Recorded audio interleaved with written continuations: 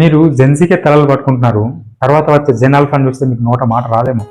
ఎందుకంటే ఒక లెసన్ అయినా, ఒక ఐడియా అయినా, ఒక లైఫ్ అడ్వైజ్ అయినా వీళ్ళకి చెప్పాలంటే మాక్సిమం 40 సెకండ్స్ నుంచి వెళ్ళి ఒక 1 మినిట్ లోపల చెప్పేయాలి. అంతకంటే నువ్వు ఎక్కువసేపు చెప్పినా అది రిజిస్టర్ కాదు. నెక్స్ట్ ఇంకోటి ఏంటంటే వీళ్ళతో మాట్లాడాలంటే స్ట్రైట్ టు ద పాయింట్ రావాలి. లెక్చర్ అసలు ఇవ్వకూడదు. అది ఏం చెప్పినా కానీ స్ట్రెచ్ చేసి చెప్పకూడదు. టూ లాంగ్ ఒకేసారి చాలా పాయింట్స్ కూడా చెప్పొద్దు. మనం చేసే తప్పు ఏంటంటే మా రోజులలో, మా జనరేషన్, మా చిన్నప్పుడు అని మొదలు పెడతాం.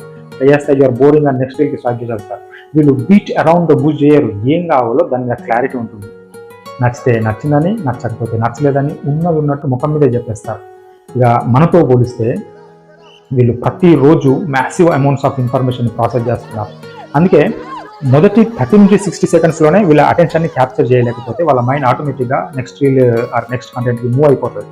కనుక ఇది వాళ్ళ తప్పు కాదు, వాళ్ళు పెరిగిన డిజిటల్ ఎకో సిస్టమ్ అలాంటిది. కాబట్టి మారాల్సింది వాళ్ళు కాదు, మనం మారాలా, మన కమ్యూనికేషన్ స్టైల్ మారాలా.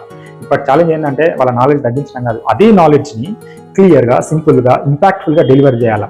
ఒకవేళ ఈ రీల్ నా కూతురు గంట చూపిస్తే నాన్న ఇట్స్ టూ లాంగ్ నాన్న, can't you say all this in 30 seconds అంటుంది. నిజం చెప్పాలంటే అదే జెన్ ఆల్ఫా.